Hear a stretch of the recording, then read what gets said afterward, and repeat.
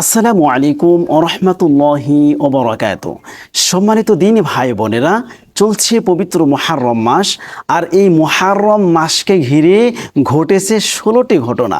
তার মধ্য থেকে আমি আপনাদেরকে 2টি ঘটনা শুনিয়েছিলাম। আজকে আপনাদের সামনে তুলে ধরব তৃতীয় ঘটনা। হজরত নূহ আলাইহিস সালাতু ওয়াস সালামের কথা কেই বা না শুনেছেন? সকলেই শুনেছেন নূহ আলাইহিস সালাতু ওয়াস সালামের কথা। সেই নূহ আলাইহিস সালাতু ওয়াস সালাম ছিলেন একজন নবী। তিনি 950 বছর পর্যন্ত তার উম্মতদেরকে দাওয়াত দিয়েছিলেন।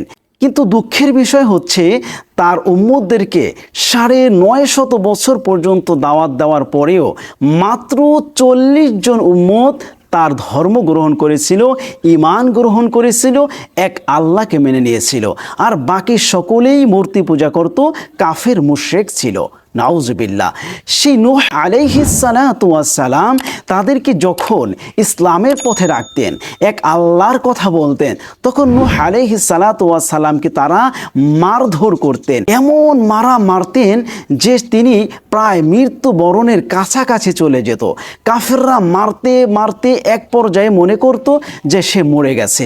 এরকম মরে গেছে মনে করে তাকে ফেলে রেখে ওই কাফের মুশরিকরা চলে যেত। সকালবেলা আবার যখন নূহ আলাইহিস সালাতু ওয়াস সালামের জ্ঞান ফিরে আসতো, নূহ আলাইহিস সালাতু ওয়াস সালাম আবার দাওয়াত দিতে শুরু করতেন। সুবহানাল্লাহ। সেই নূহ আলাইহিস সালাতু ওয়াস সালাম যখন দেখলেন যে তার উম্মতেরা ধর্ম গ্রহণ তো করছেই না, বরঞ্চ তার উপর জুলুম নির্যাতন একের পর এক চালিয়ে যাচ্ছে, এত অত্যাচার নির্যাতন দেখে আল্লাহ রাব্বুল আলামিন কোরআনের ভাষায় নূহ আলাইহিস সালাতু ওয়াস সালামকে বললেন, ওয়া উহিয়া ইলা নূহিন আন্নাহু লা ইউমিনা মিন ক্বাবলিকা ইল্লা মান ক্বাদ আমান। হে নূহ, তুমি বিচলিত হইও না, তারা কখনো ইসলাম ধর্ম গ্রহণ করবে না, তারা এরকমই থাকবে। সুতরাং তুমি মন খারাপ করো না। আমার প্রিয় ভাইয়েরা, আমার বোনেরা, হযরত নূহ আলাইহিস সালাতু ওয়াস সালাম তখন কি করবেন কোনো দিশা পাচ্ছিলেন না। তখন হযরত জিবরিল আমিন আলাইহিস সালাতু ওয়াস সালাম জান্নাত থেকে একটি গাছ এনে নূহ আলাইহিস সালাতু ওয়াস সালামকে দিলেন এবং বললেন, হে নূহ, আপনি এই গাছটি রোপণ করুন। সেই গাছটি রোপণ করা হলো। 40 বছর পর্যন্ত সেই গাছটি ছিল এবং সেটি ছিল খুব মোটা তাজা এবং অনেক লম্বা।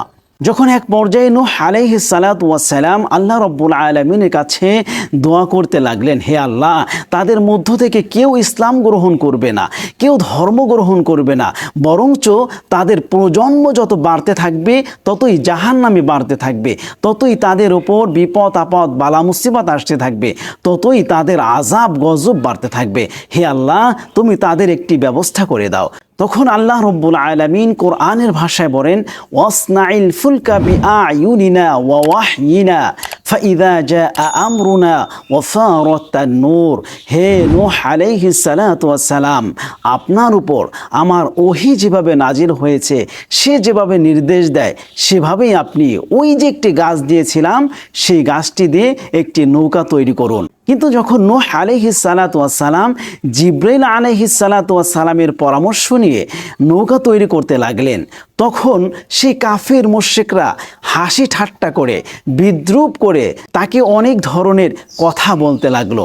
তখন আল্লাহ রাব্বুল আলামিন বলেন, ওয়ায়াসনাউল ফুলক ওয়া কুল্লামা মাররা আলাইহি মালাউম মিন কওমিহি সাখিরু মিন ক্বালা ইন তাসখারু মিন্না ফাইন্না নাসখারু মিনকুম কামা তাসখারুন ফাসাউফা তা'লামুন। হে নূহ, আজকে তারা আপনাকে দেখে, আপনার এই নৌকা তৈরি করতে দেখে হাসি ঠাট্টা করতেছে, তামাশা করতেছে, কিন্তু এমন একটা সময় আসবে তাদেরকে দেখে আপনারা তামাশা করবেন, হাসি ঠাট্টা করবেন। সুবহানাল্লাহ। এক পর্যায়ে যখন নূহ আলাইহিস সালাতু ওয়াস সালাম নৌকা নির্মাণ করলেন, কাফের মুশরিকরা দেখলেন এই মরুভূমির ভিতরে নৌকা তৈরি করতেছে, এটা তো খুবই একটা হাস্যকর বিষয়। তখন কাফের মুশরিকরা তাকে আরও বেশি করে হাসি ঠাট্টা করতে লাগলো, বিদ্রূপ করতে লাগলো। নূহ আলাইহিস সালাতু ওয়াস সালাম বললেন যে আমার এই নৌকা দেখে যে হাসি ঠাট্টা করতেছো, এটা কিন্তু বেশি দিন থাকবে না। এমন একটা সময় আসবে তোমাদের উপর প্লাবন চলে আসবে, তোমাদের উপর বিপদ বালা মুসিবত চলে আসবে, তখন কিন্তু তোমরা সেই বালা মুসিবতে পড়বা, আর আল্লাহ রাব্বুল আলামিন আমাদেরকেই বাঁচিয়ে রাখবেন। সম্মানিত দ্বীনি ভাই বোনেরা, সেই নৌকা যখন তৈরি করা হলো, সেই কাফের মুশরিকরা নূহ আলাইহিস সালাতু ওয়াস সালামের উপর এতটা ঘৃণা নিক্ষেপ করলো যে তারা সেই নৌকার ভিতরে মল ত্যাগ করতে শুরু করলো, পায়খানা করে দিতে শুরু করলো। এমনকি একটা সময় তারা উৎসবের সাথে দলে দলে এসে সেই নৌকার ভিতরে প্রসাব পায়খানা করতে লাগলো। নাউজুবিল্লাহ। পায়খানা করতে করতে একেবারে সেই নৌকাটি কানায় কানায় ভরপুর করে ফেললো। এরই মধ্যে সকল মানুষের উপর আল্লাহ রাব্বুল আলামিনের পক্ষ থেকে একটি গজব আসলো, যার নাম হচ্ছে কুষ্ঠরোগ। অনেক ডাক্তার দেখালো, অনেক কবিরাজ দেখালো, অনেক ঔষধ খেলো তারা, কিন্তু তাদের এই কুষ্ঠরোগ কোনোভাবেই ভালো হচ্ছিল না। তখনই ওই মুহূর্তে একজন লোক এসে যখন ওই নৌকায় পায়খানা করতে লাগলো, তখনই সে পিছলিয়ে সে পায়খানার ভিতরে পড়ে গেল এবং পায়খানা থেকে হাবুডুবু খেয়ে উঠে গেল।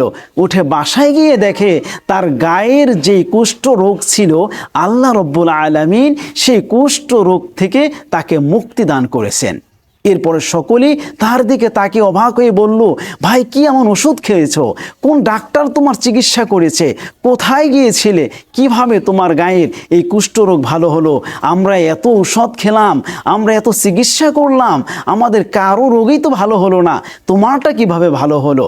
তখন ওই ব্যক্তি বলতে লাগলো, কোনো ডাক্তারের কাছে যাই নাই, কোনো চিকিৎসা করি নাই, কোনো ঔষধও খাই নাই, বরঞ্চ আমিও তোমাদের মতো হাসি ঠাট্টা বিদ্রুপ করতে গিয়ে ওই নূহ আলাইহিস সালাতু ওয়াস সালামের নৌকায় যখন পায়খানা করতে গেলাম, তখন সেখান থেকে পিছলিয়ে পড়ে যাই, হাবুডুবু খেয়ে যখন উঠি, তখন তাকিয়ে দেখি আমার শরীরের সকল রোগ ভালো হয়ে গিয়েছে।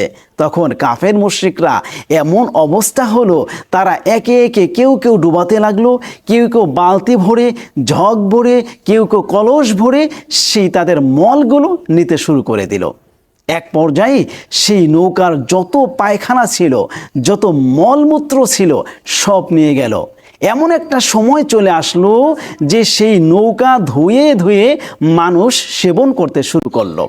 সেই নৌকার পানি যারা ব্যবহার করতেছিল তাদের রোগও ভালো হয়ে যাচ্ছিল। সুবহানাল্লাহ। আল্লাহ রাব্বুল আলামিন তার নূহ আলাইহিস সালাতু ওয়াস সালামকে অপমান করার কারণে, তার উপর জুলুম নির্যাতন করার কারণে, তার উপর হাসি ঠাট্টা করার কারণে আল্লাহ এমন ব্যবস্থা করে দিলেন, যেই নৌকা তারা পায়খানা দিয়ে ভরেছিল, যারা ভরেছিল, আবার তাদের দ্বারাই আল্লাহ রাব্বুল আলামিন সেই নৌকাকে পবিত্র করে তুললেন, ধুয়ে পুছে একেবারে পরিপাটি করে তুললেন। সুবহানাল্লাহ। এরপরে জোড়ায় জোড়ায় আল্লাহ রাব্বুল আলামিনের হুকুমে সকল ধরনের যারা ঈমান এনেছে মুসলিমদের মধ্যে তাদেরকে উঠিয়েছিলেন এবং জোড়ায় জোড়ায় সকল ধরনের সৃষ্টিজীব উঠিয়েছিলেন। যখন এই প্লাবন শেষ হয়ে যায়, আর যেদিন এই প্লাবন শেষ হয় সেদিনটি ছিল মুহররম মাসের 10ই মুহররম। সুবহানাল্লাহ। আমার প্রিয় ভাইয়েরা, আমার বোনেরা, আমরা চেষ্টা করব এই পবিত্র মুহররম মাসের মর্যাদা ধরে রাখার জন্য, চেষ্টা করব রোজা রাখার জন্য, চেষ্টা করব সকল ধরনের গুনাহের কাজগুলো ছেড়ে দেওয়ার জন্য, 5 ওয়াক্ত নামাজ পড়ার চেষ্টা করব ইনশাআল্লাহ। আল্লাহ আমাদের সকলকে সেই তৌফিক দান করুন। আমিন। আসসালামু আলাইকুম ওয়া রাহমাতুল্লাহি ওয়া বারাকাতুহু।